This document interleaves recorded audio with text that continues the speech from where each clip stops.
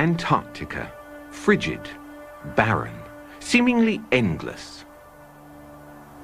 On December the 3rd, 1961, a 63-year-old woman by the name of Andrea Barnes set off single-handedly across this barrier of ice.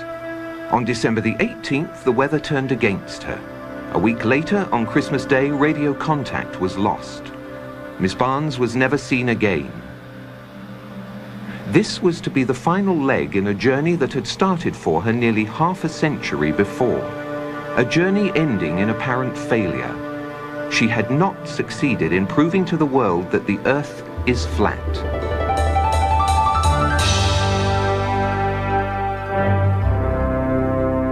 It has a flat top, and it's shaped like a top.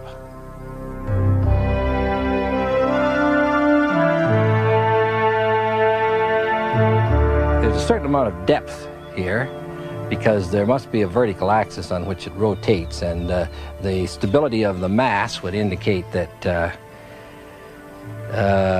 there must be some depth, or wobble could very easily occur, and we know that there is none. It's a commonly held misconception that the Earth is a spherical object that revolves around the Sun. But the fact is, of course, that the Earth is a circular dish surrounded by a barrier of ice that explorers like Andrea Barnes have been attempting to penetrate for centuries. In 1585, amid a storm of controversy and under cover of darkness, an adventurer by the name of Afton Marcella stole out of London in hopes of being the first to reach the edge of the Earth. But he was unprepared for the extreme conditions. His crew was plagued by scurvy and frostbite. Food supplies ran low. Marcella was forced to turn back before setting foot on Antarctica. So ended the first recorded expedition. But the controversy goes back much further than that. Since long before the dawn of recorded history, we've been trying to understand the world around us. And we've constantly turned to the sky for answers. By unlocking the keys to the stars, the sun, and the moon, it was reasoned, we would learn more about the Earth. So we've remained ever vigilant, turning both our persistence and our technology to the task at hand. But the conclusions have not always been particularly well thought out. 2,000 years ago, an Egyptian scholar by the name of Eratosthenes performed an experiment that he claimed proved the Earth to be a sphere. However, there are serious doubts about the accuracy of his data and his scientific procedures. Dr. Leo Ferrari explains. Oh, the Eratosthenes experiment is an experiment supposedly conducted in the 1st century, whereby this ingenious person was supposed to have proved, I say that in quotes, that the Earth was a sphere of some 4,000 miles radius. Eratosthenes one day noticed that the sun was directly overhead in Syene, whereas he noticed that on the same day, at the same time, the sun made an angle of 7.2 degrees to the vertical at Alexandria, which was some 530 miles away. How did Eratosthenes in the 1st century know what the sun was doing on the same day in two places which are 530 miles apart? One can take all those same data, knowing that the Earth is flat. In one place you have the sun directly overhead, and at another place, at the same time, at 530 miles away, let us suppose that it does make an angle of 7.2 degrees to the vertical.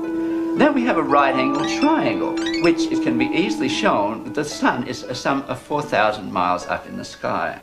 These superficial, even, considerations show that it's impossible. The whole thing, it's a story, a fairy story made up and mindlessly repeated in textbooks. Fortunately, not all scientific arguments are based on such questionable research.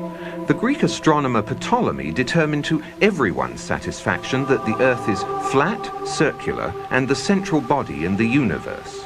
His theory went unchallenged for 1,200 years. Not surprising, really. One need only look around.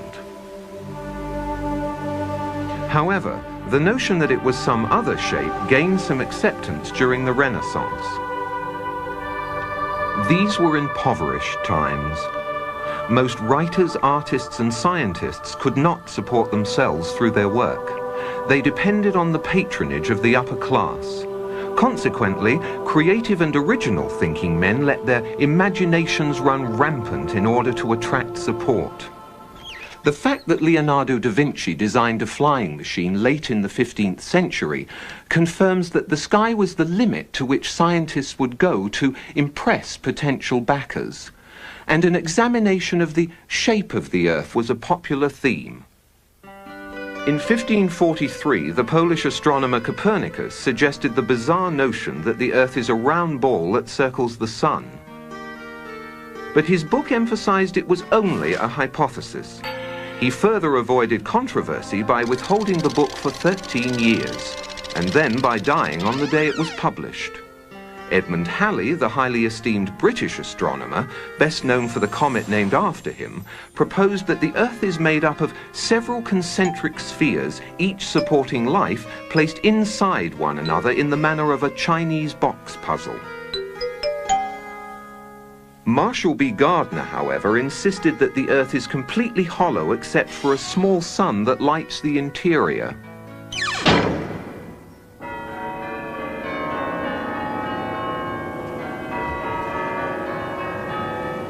The argument, for all practical purposes, came to an end when the Church of England was established by law during the 16th century. They rejected many laws of the ancient Catholic Church, and to appear forward-thinking, they embraced many radical scientific notions prevalent at the time, including Copernicus' round Earth theory. With this endorsement, the theory found its way into the schools, which were then largely controlled by the Church. It has remained there to this day, and many children have accepted it without question. Andrea Barnes was not one of those children. Born into an Ontario farming family in 1898, Andrea was a bright child who spent much of her time learning about the world around her. She was inquisitive and precocious, and much to her teacher's dismay, she fervently believed the global Earth concept was nonsensical and easily refuted. Many scientists agree with her and are amassing evidence to carry on her work. There's all kinds of proofs right around you that show that the Earth is flat. A very simple one to think of is that we use plumb bobs to build buildings. In other words, to get the wall of a building going straight down, you'll take a string with a heavy weight hanging from it, and you make the building follow that string. That plumb bob will point to the center of a round Earth. That means that if you imagine that this was the correct Earth, you can imagine a plumb bob held here would point in that direction, and a plumb bob held here would point in that direction.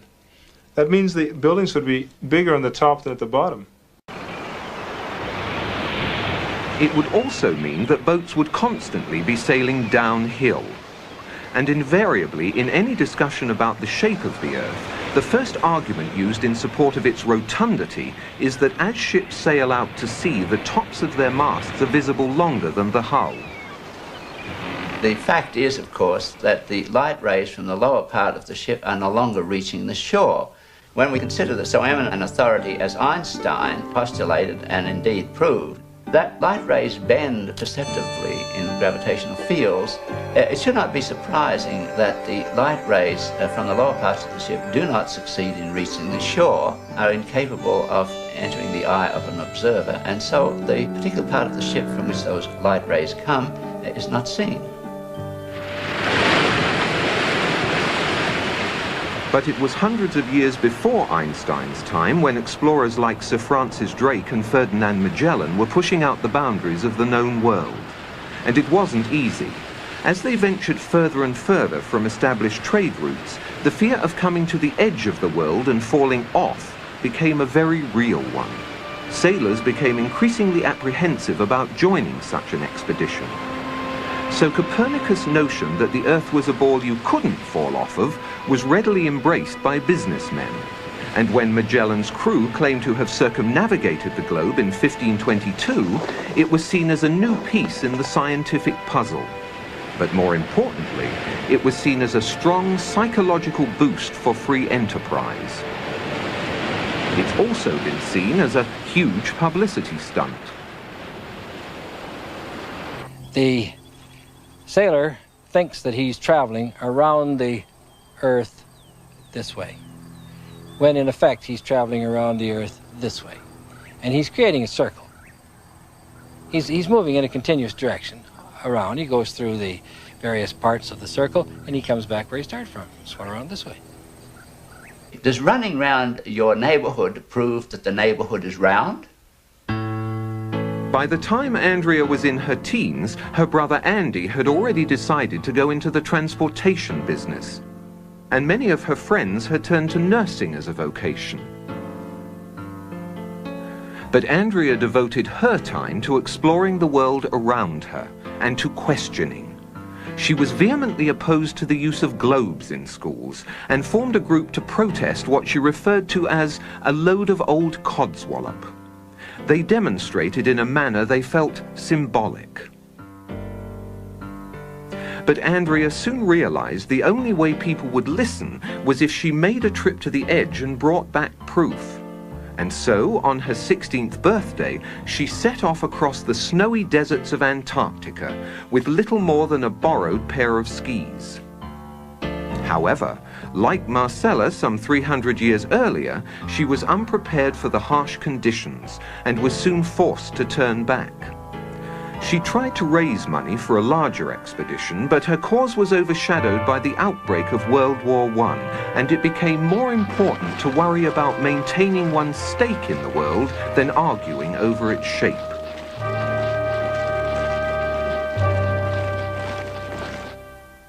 Although they never met, Andrea's mentor was this man, Samuel Burley Rowbottom, better known throughout the scientific community as Parallax.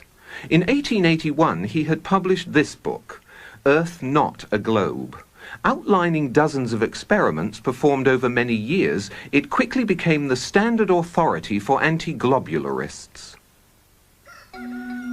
Perhaps the most significant experiments were those carried out on a canal known as the Old Bedford Level. Located in Cambridgeshire, England, the canal is perfectly straight over an uninterrupted 6-mile stretch. While there, Parallax conducted many experiments, all towards one conclusion, to prove that the surface of the water in the canal was indeed perfectly flat. In one experiment, a boat carrying a flag rowed from one bridge to another 6 miles away. An observer with a telescope placed 8 inches above the surface of the water found that the flag and the boat were distinctly visible throughout the entire distance. If the Earth is a sphere with a circumference of 25,000 miles, then over a distance of 6 miles, the second bridge should mathematically be 16 feet below the observer's eye line. But in spite of the mathematical evidence, any further attempts to restore belief in the flat Earth seem doomed by one of the supposed great moments in modern scientific achievement.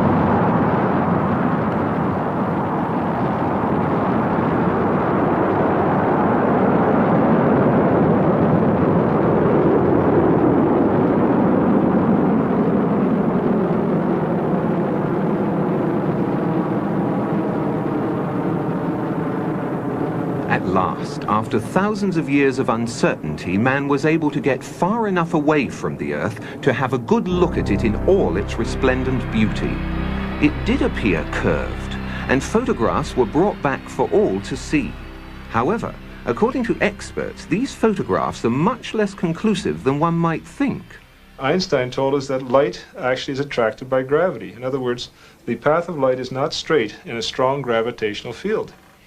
So, astronauts looking at the Earth see a curved Earth, but what they don't realize is that it's not the Earth that's curved, it's the light taking a curved path from the Earth because of the strong gravitational field of the Earth that makes the Earth look curved.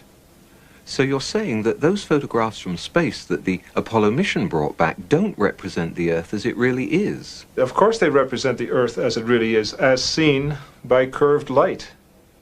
And so those photographs from space are entirely correct. And It's just that what has to be taken into account when we take data from those photographs is that light traveling through space is curved by gravity.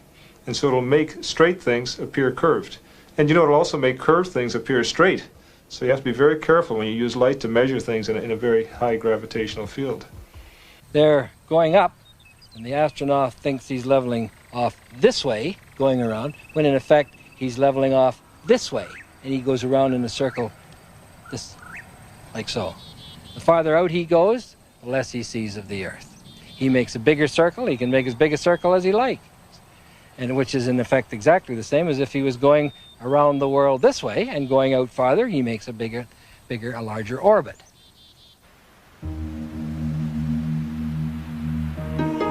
Through time-lapse photography, the velocity of these clouds has been dramatically increased. While they were actually drifting over the mountains at approximately 27 miles per hour, they now have the appearance of moving at well over 100, 4 times their normal speed. If the clouds were stationary and the Earth was revolving underneath them, this is how it would appear if the Earth was spinning at 100 miles per hour. Yet we're told that the Earth is spinning at 10 times that speed. Consider this. Those who maintain that the Earth is a globe that spins suggest that people standing at the equator are being whirled around at approximately 1,000 miles an hour. They further maintain that the Earth is spinning around the Sun at a speed of 67,000 miles per hour, and that our Sun is supposedly racing around the center of our galaxy at some 600,000 miles per hour. And yet, you and I both know that on many days it's possible to stand outside without a single hair being messed up by the breeze. You put your hand outside a window of a car which is going even at 80 kilometers per hour, a terrific wind goes blasting by and pushes your hand back. Imagine putting your hand outside the window of a car that's going 1,600 kilometers per hour. We just take your hand right off. With a sphere of 4,000 miles radius being spun round once every 24 hours, a little bit of calculations will show that that person there is being spun round at about 1,000 miles an hour and doesn't know it. I mean, this is obvious nonsense. You go on a merry-go-round and it goes, I doubt, more than 10 miles an hour, and you get off all dizzy. You mean to tell me that people can be spun round at approximately 1,000 miles an hour and not know it? Why, if this is so, this whole room that we're in is supposedly being spun round at something of approximately that order of speed, and we don't know it? There's all kinds of evidence for the phenomenon of what's called continental drift. This means that the continents are able to move as if they're floating on a fluid. Now, if the Earth is spherical, if it's spinning, anybody knows that if this is spinning very, very, very fast like that, that the continents should all be located at the equator, because centrifugal force would move the continents from the poles to the middle. One of the real big problems that maybe is a little bit easier to understand, sound doesn't travel nearly that fast. So, for example, if you're at the equator and you wanted to shout to warn somebody, it's quite possible they could never hear you, because if you're shouting, say the Earth was spinning in this direction, and you were shouting in that direction, the sound could never catch up to the person who's, of course, being carried away by the Earth. In October of 1929, Andrea again tried to focus the world's attention on the controversy by proving the notion the Earth spins to be absolute nonsense. It was reasoned that if a dirigible was to go aloft in England and hold itself perfectly static, then by the accepted theory the Earth should rotate underneath it and New York should come into view some 4 or 5 hours later. In fact, England was never lost from view. The dirigible eventually ran low on fuel and had to land. Andrea insisted she had made her point. But New York wasn't paying attention that day. The stock market crash monopolized the headlines then and for some time to come. Andrea had again been upstaged. Instead of going, spinning around this way and going around, goes up and down. Now, when the Earth is up here, and this is the Sun, no rays, dark. When the Earth is down here, daylight. When the Earth is here relative to the sun, and it's going up, sunset, into night. Reaches the top of its path, comes back down again, and sunrise.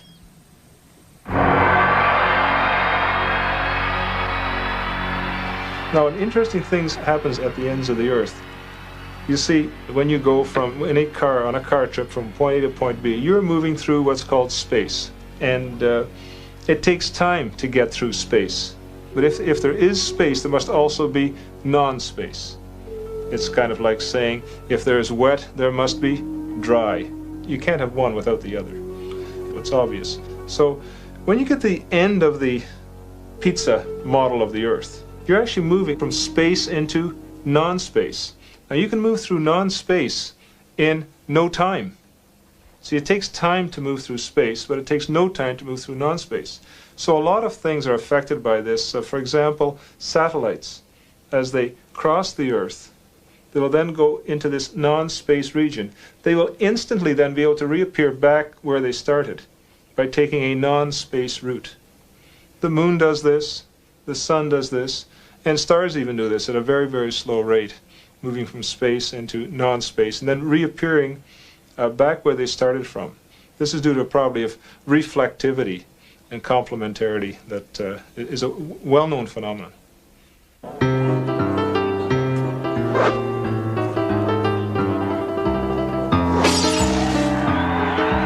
By November of 1938, Andrea was prepared for her second attempt to reach the edge. A consortium of financiers were providing her with a plane and a large enough crew to make a legitimate go of it. And so, once again, an optimistic Andrea found herself in Antarctica.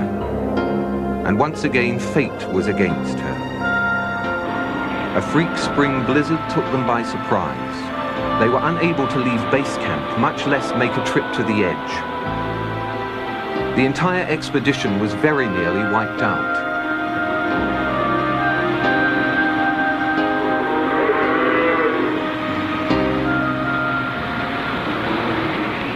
That was the last attempt Andrea made until 23 years later, when she set off alone by snowmobile in 1961.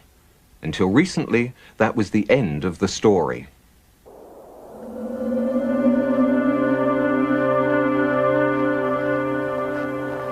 Early this year, a researcher stationed in Antarctica to study weather patterns found a snowmobile partially buried in a snowbank. It had run out of fuel and there were no signs of Andrea anywhere. But he did find these, a camera and a note. The note says only, "I have been there. The debate finally comes to an end. Signed, Andrea B." It had survived the frozen elements for nearly 30 years. Unfortunately, the researcher inadvertently opened the camera, exposing the film inside. Any pictures were lost, and Miss Barnes' trip is still very much shrouded in mystery. There was no description of what she had seen or how far away it was. But if we are to believe the note, then Andrea Barnes was very likely the first person in history to visit the edge of the Earth.